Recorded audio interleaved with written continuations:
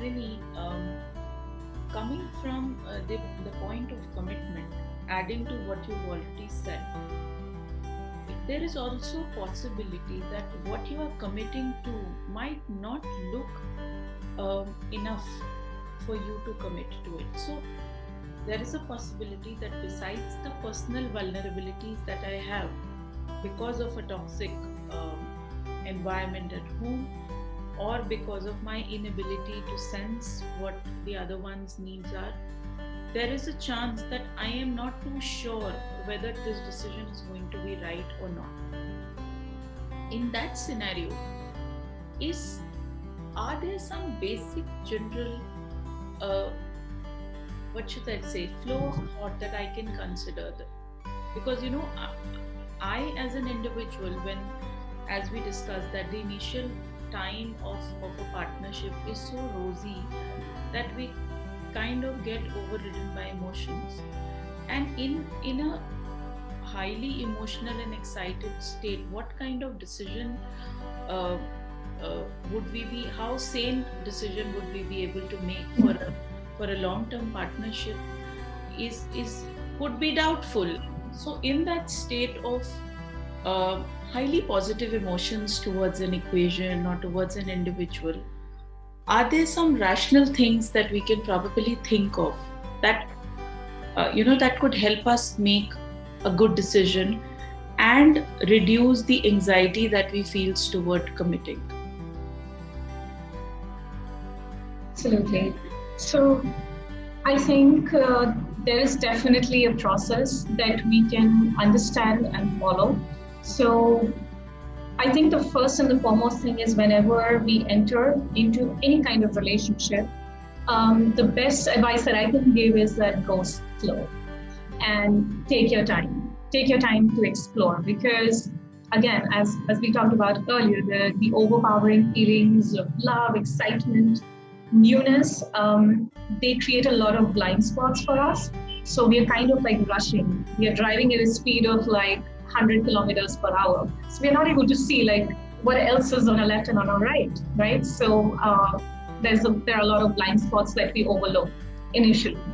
And when you're going slow, when you're driving at just like, let's say a 30 or 40 kilometer speed, which is good enough, I think. So then you're also able to kind of look around and see for yourself that, okay, this was something, that there's a roadblock ahead. So let me pause, let me stop, get out of the car and see how we can overcome this, how we can fix this. So I think even though the feeling may make everything sort of feel a bit rushed, but at some point, I think there really needs to be slowing down and taking enough time for you to get to know the other person in a way where you know at least the basic things about them, like whatever your own personal criteria are. And I think that ties into your own values and beliefs that you have in place and what you're looking in your partner. So certain things are definitely, on the table all the time, that there has to be mutual respect. There's no other way about it. The other person has to respect you irrespective of your gender, right? So that's the most important thing. Understanding. We're not asking for, a completely, ideal, perfect partner, but at least a level of understanding that they're open to listening to you, right? Whatever you have to say, and they don't create stone walls and they don't get defensive. So yeah, and they're able to support you in some way, emotionally, mentally, physically, and socially, right? So I think these are, at least I can say with surety, that are common criteria that we lay down on the table, and then we kind of judge the other person or assess the other person. Judge is too hard a word. So we assess the other person how they fit in all of those criteria. Another thing which I think probably we don't give it a lot of thought is, what is my objective of being in this relationship?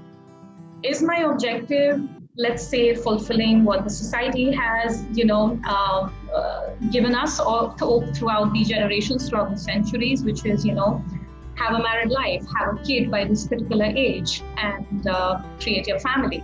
And this is how you exist in your community.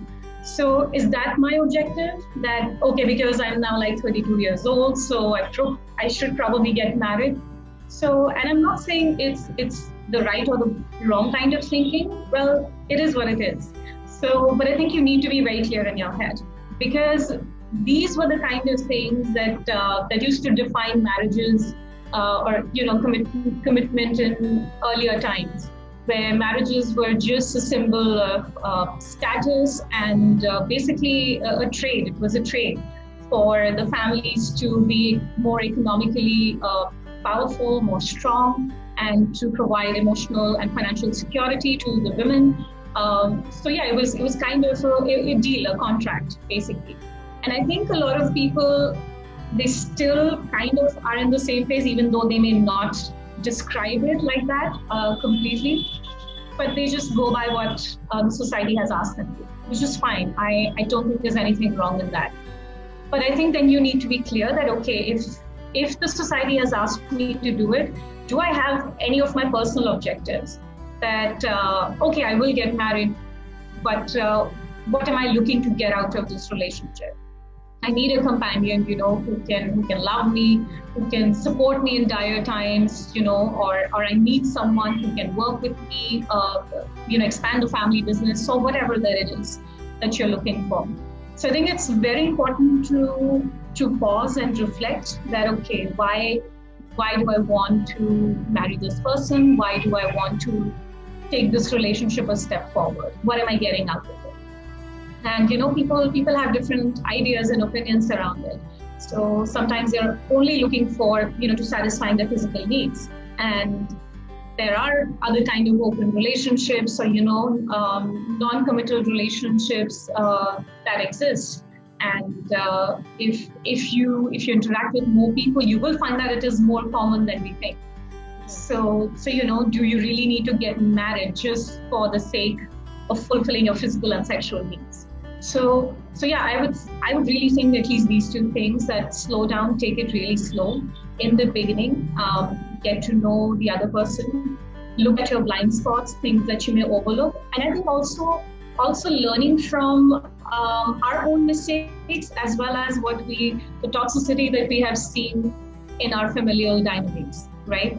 So that automatically, I think, becomes a criteria for a lot of people, that I have seen my parents bickering over money.